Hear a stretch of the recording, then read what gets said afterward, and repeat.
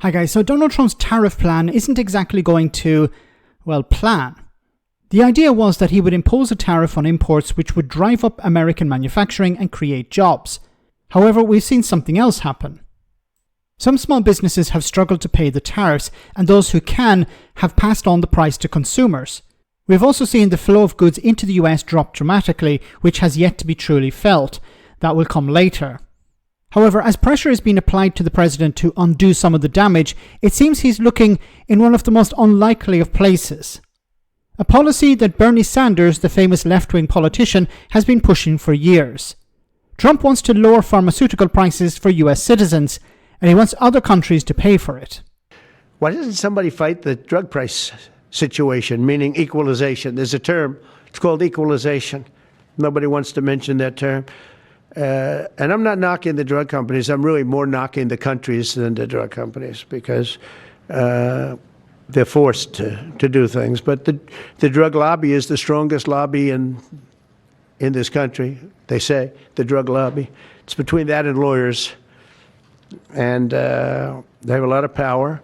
But starting today, the United States will no longer subsidize the health care of foreign countries, which is what we were doing. We're subsidizing others' health care. Countries where they paid a small fraction of what, for the same drug, that what we pay many, many times more for. And we'll no longer tolerate profiteering and price gouging from Big Pharma. But again, it was really the countries that forced Big Pharma to do things that, frankly, I'm not sure they really felt comfortable doing. But they've gotten away with it, these countries. European Union has been brutal. And the drug companies actually told me stories. It was just brutal how they forced them. And European Union suing all our companies, Apple, Google, Meta. They're suing all of our companies. They end up, they have judges that are European Union-centric, and they get rewarded $15 billion, $17 billion, $20 billion, and they use that to run their operation. Not gonna Okay. Look, isn't it amazing we have the US president who ran on a populist message, standing on the side of the pharmaceutical lobby. He even described it as a massive lobby. He's standing on the side of these pharmaceutical companies, and how they came to him and said, please, Mr. President, do something about these damn Europeans and damn foreigners who are not paying as much as Americans are paying for their health care. Now, must we remember that Bernie Sanders has railed against this for many years, decades. And recently there was legislation put through Congress that made it illegal for the healthcare authority to negotiate the price of drugs. Now, what's the difference between the US and Canada, the US and Europe, and the US and the UK is that other countries, their healthcare systems negotiate on price. So they're able to get the price of drugs down. Now, it seems the pharmaceutical lobby in the US are not happy about that. They would like Europeans to pay more for their drugs. They would like the Brits to pay more. They would like the Canadians to pay more. So they're using Donald Trump as a tool to convince, or strong arm, I should say, other countries into paying more. So it's probably the case Donald Trump says, look, you come to me on the issue of tariffs, we do a deal, and then I'm going to add on that you have to pay more for your pharmaceuticals.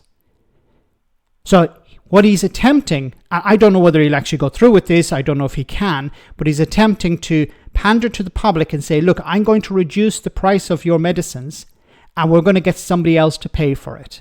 The Europeans are going to pay for it. But I don't think it's going to fly because we're already seeing a lot of manufacturing of pharmaceuticals in Europe, in Africa, in Asia, in the UK, and it's not like we're just getting everything from the US.